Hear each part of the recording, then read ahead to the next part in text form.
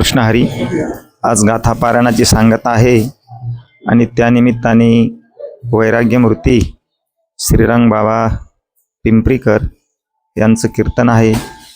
त्यानिमित्ताने महाराजाला आहेर होत आहे. गावकऱ्याच्या वतीने महाराजाचं या ठिकाणी स्वागत होत आहे आणि लागलीच आता कीर्तनाला सुरुवात होईल. गावकरी मंडळी उपस्थित आहे. आमचे माऊली वराड या ठिकाणी महाराजांना आहेर करत आहेत. आमच्या मंदिरातले पुजारी ज्ञानेश्वर माऊली भोपाळे, माऊलीला सुद्धा या ठिकाणी गावकऱ्याच्या वतीने आहेर होत आहे. त्यांचा सुद्धा पुजारी स्वीकार करतात.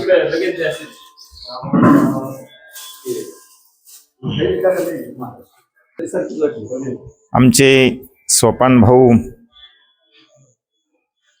बरडा पिंपरी ते सुद्धा आलेले आहेत. त्यांचं सुद्धा आमच्या गावकऱ्याच्या वतीने स्वागत होत आहे.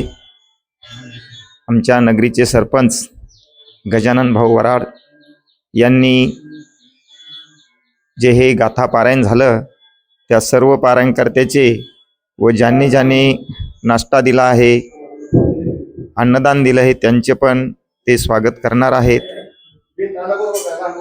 लागलीच आता काही वेळेने कीर्तनाला सुरुवात होईल.